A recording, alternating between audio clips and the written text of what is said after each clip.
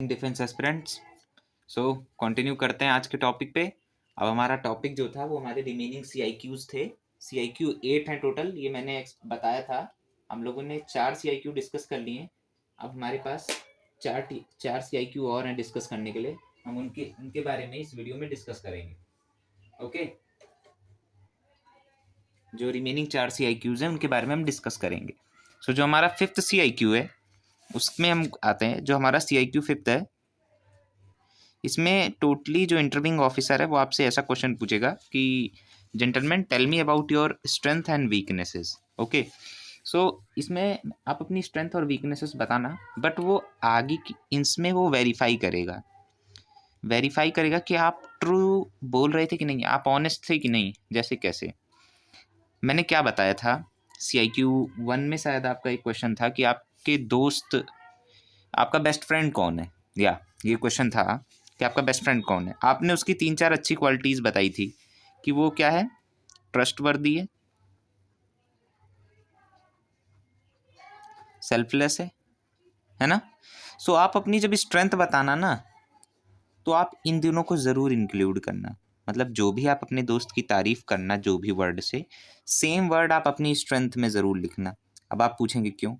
क्योंकि उस समय जब मैं वीडियो बनाया था तो मैंने एक चीज़ आपको बताया भी था कि एक ऐसा व्यक्ति जो कभी किसी का भरोसा नहीं तोड़ता, वो हमेशा चाहेगा कि मेरा दोस्त भी ऐसा हो जो कभी मेरा भरोसा ना तोड़े। ठीक, सो आपकी स्ट्रेंथ में ये दोनों चीज़ ज़रूर आनी चाहिए कि sir I am trustworthy, I am selfless. इसके अतिरिक्त आप अपनी कुछ और चीज़ें भी इंक्लूड कर सकते हैं, जैसे कि सर मैं कमिटेड हूँ। ठीक, मैं सर कमिटेड हूँ, मैं सर कंसिस्टेंट हूँ पढ़ाई को लेके,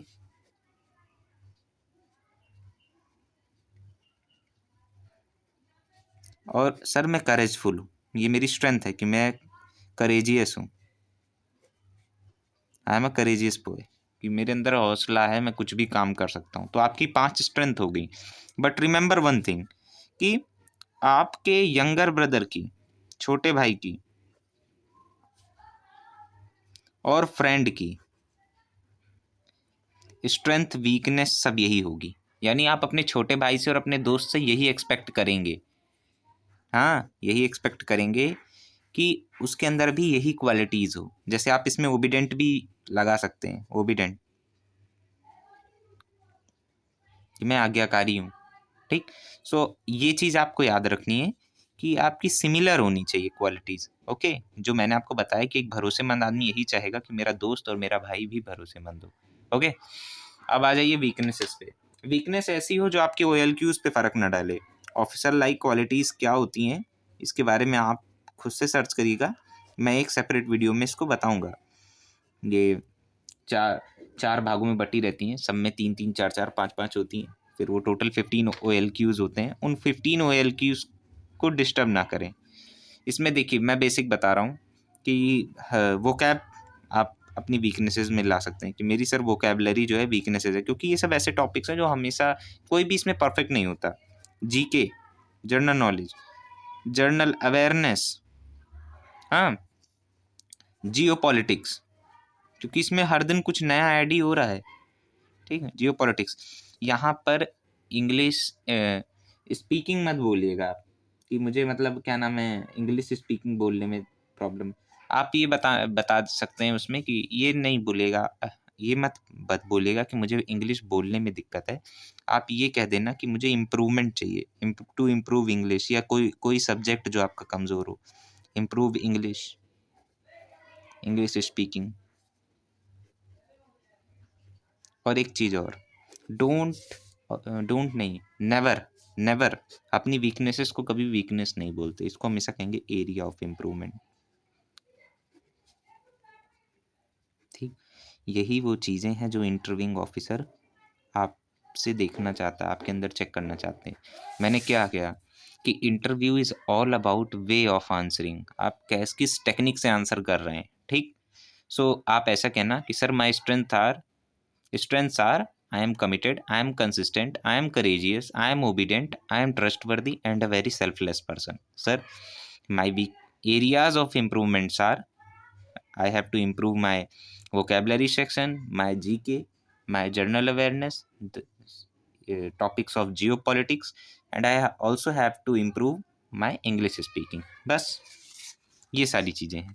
आई होप आप अंडरस्टैंड कर रहे हैं मैं क्या कहना चाहता हूँ। इसके अलावा भी अगर आपको लगता है जैसे जो बच्चे बहुत वैसे मत ही इम्प्रूव करना है यार, फिजिकल फिटनेस को मत ही लाना बीच में, वरना वो आपके 15 ओएल के में एक स्टेमिना आता है उस पर इम्पैक्ट डालेगा। ओके, वैसे आप डाल सकते हैं कि मैं अपना स्टेमिना इम्प्रूव कर रहा हूँ, बोलने में नहीं गलत है। फिर वो कहेगा कैसे कर रहे हो सर, सर रनिंग करता हूँ। कैसे ग्राउंड में करते हो सर? सर्कुलर ग्राउंड में करता हूँ।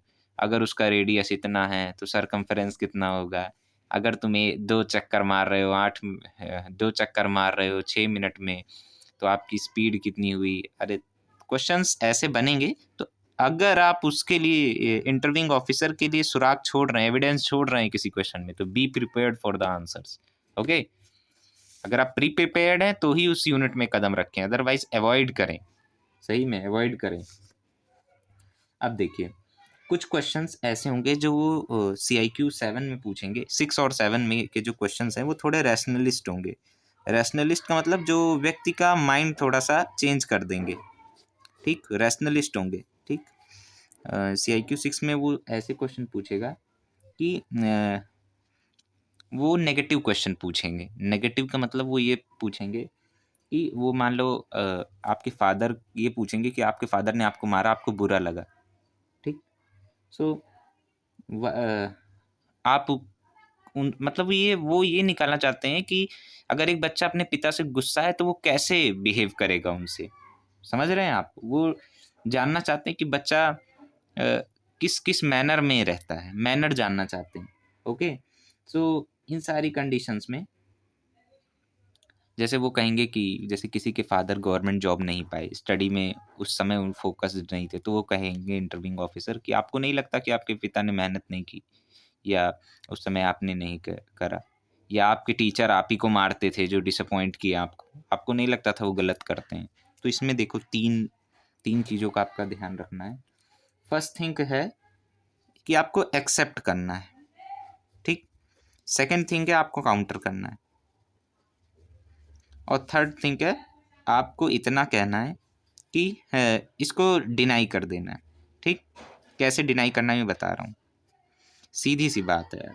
जैसे कोई एक बच्चा है वो पढ़ने में बहुत तेज है, बट उसके फादर मदर जो है, पेरेंट्स जो हैं वो गरीब फैमिली से हैं, तो क्या वो उन दोनों से नफरत करेगा? नहीं ना, क्योंकि वो जो भी है वो इन्हीं की वजह से तो है, चाहे जो है, चाहे वो कुछ भी है, चाहे वो शून्य ही है, लेकिन वो इन्हीं लोगों की वजह से तो है।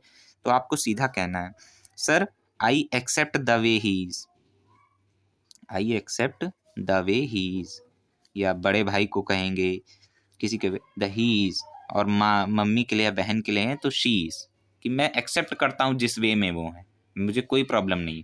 काउंटर, काउंटर का मतलब है वो कहेगा कि आपके पिता ने गलत किया, आपके टीचर ने गलत किया, आपको उनकी तारीफ करनी है कि sir I accept the way he is, और उसके बाद प्रेस करना है, उनकी खूब तारीफ करना है कि sir no sir he is very understanding person, he is very understanding person.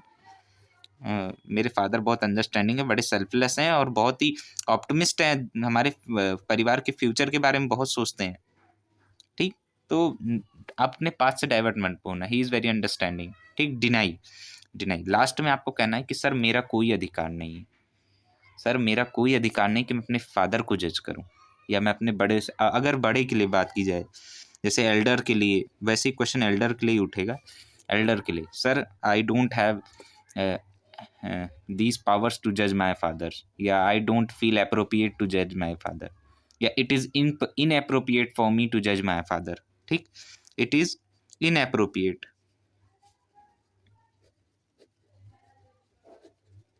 to judge elders. आप एल्डर्स में जो भी रिलेशन वो पूछेंगे आप वो डाल सकते हैं। ओके, सो ये चीज़ आपको ध्यान रखनी है, यहाँ पे आपको नहीं फंसना है। ये सब आसान क्वेश्चन से आप सब दे दोगे, बट यहाँ पे बच्चे गलती कर देते हैं। सो ये कब, जब किसी की निंदा की जाए, जब किसी की कोई निंदा करने के लिए बोले, तो आपको ये चीज़ें ध्यान रखनी है। ओके, ये थोड़े रैशनलिस्ट से माइंडसेट के क्वेश्चन है। जैसे कि एक क्वेश्चन ये भी पूछा जाता है कि लास्ट टाइम तुम्हारे फादर ने तुम्हें कब मारा था? ये भी कभी कभी इंटरव्यूइंग ऑफिसर्स पूछ लेते हैं। सो आपको ऑनेस्ट रहना है, लेकिन यही है, be honest, don't say anything, ठीक, होता है भाई बहन के बीच में लड़ाई हो जाती है, घर में छोटे भाई के बीच में लड़ाई हो गई तो फादर उठते हैं, जो छोटा है उसी की साइड लेते हैं, फिर आप मार खा जाते हैं। सो आपको ऑनेस्ट रहना, आपको यही कह देना है सर बचपन में मैंने गलती की, ये अपनी टीनेज की बातें मत बताना, डोंट से और टीनेज। टीनेज का मतलब समझ गए ना, 13 to 19, 13 to 19 के बीच के इंसिडेंट्स मत बताना, क्योंकि यहाँ पर आपके अंदर वो आ जाता है, सेंस आ जाती है, सेंस ऑफ ह्यूमर आ जाता है, फिर आप जो गलती कर रहे हो जानबूझ के गुस्से में ही तो लड़ाई करते हो यार।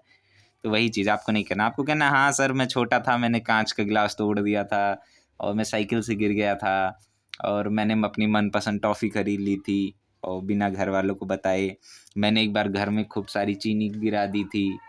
तो ये छोटी छोटी चीज़ें जो आप बताएं, but handle the problem gently. वो आपके OLQs पे फ़र्क नहीं डालने चाहिए, OLQ पे फ़र्क ना डालने पाए, ठीक, ध्यान रखिएगा। अब नेक्स्ट क्वेश्चन जो है वो आता है CIQ 7 के अंदर। CIQ 7 इट्स ऑल अबाउट, ये CIQ आपका 6 था, ओके, CIQ 6।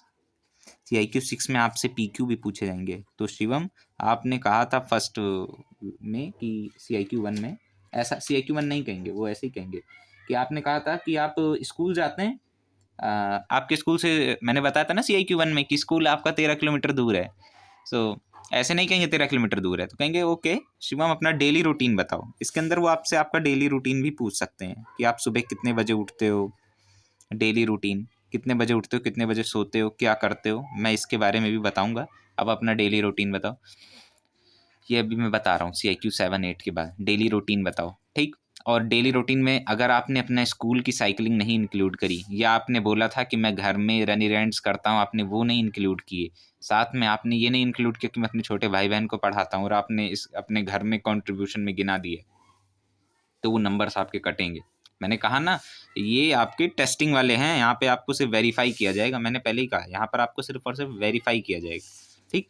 तो CIQ 7 में आपसे जो क्वेश्चन पूछे जाएंगे वो रहेंगे कुछ GK बेस्ड, कि आर्मी में ने अभी नया वेपन खरीदा, या किसी के इंटरनेशनल रिलेशन पूछ लिए गए, वेपनरीज के बारे में पूछ लिया गया, सीधी सी बात है, army day, navy day, air force day, ये सारे पूछ लेंगे।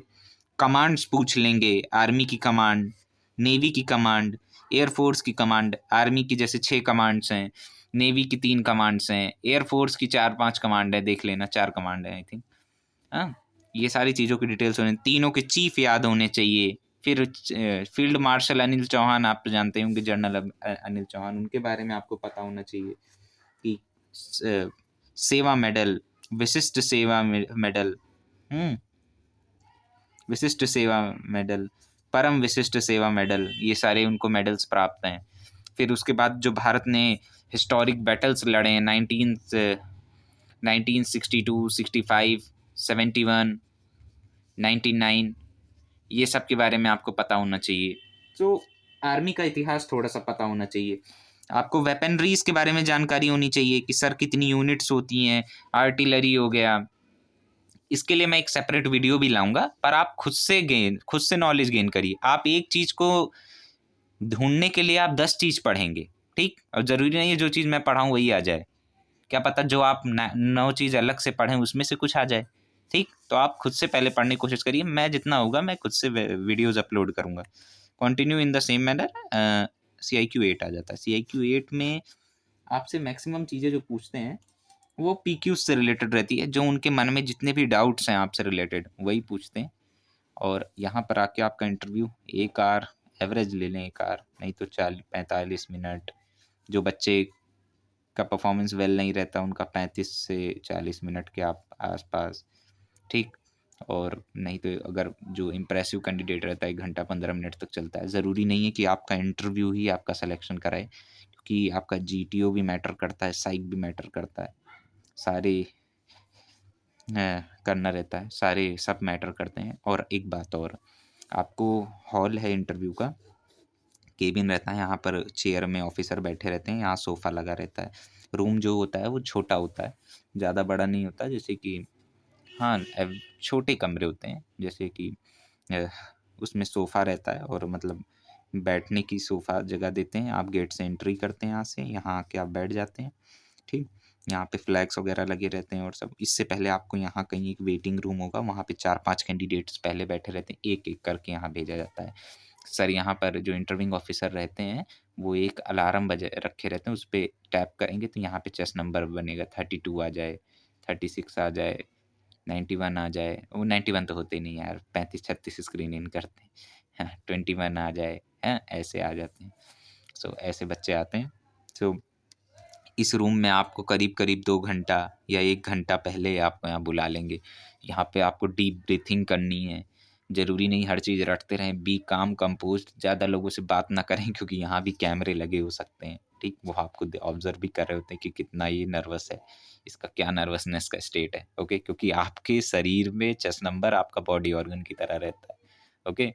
सो डीप ब्रीथिंग करनी है आपको, अपने ऊपर बिलीव रखना है। और हाँ, इन सारे आंसर्स को रिवाइज करके मिरर प्रैक्टिस ज़रूर करें। मिरर में अगर आप बोल देंगे कोई चीज़ 4-5 बार खुद से नज़रें मिलाइए, दूसरों से नज़रें ऑटोमेटिक मिलने लगेंगी, ठीक?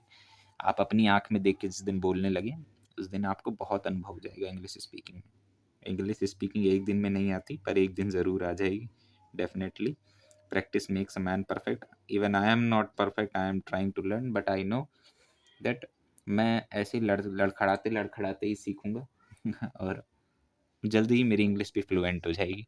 ओके गाइस, सो आपका इंटरव्यू का ख़त्म हुआ। मैं जो नेक्स्ट वीडियो लाऊँगा, मैं वो लेके आऊँगा साइक टेस्ट के एसआरटीज़ पे लेके आऊँगा। Okay, I hope you will enjoy this. Thanks for watching. If you feels that you learned something new here, then definitely like and subscribe। और अगर लगे कि कुछ नया सीखा है तो कर दो, अदरवाइज शेयर उस बच्चे के पास करो जिसको लगे आपको कि इस ऐसी वीडियोस की ज़रूरत है। Okay, thank you.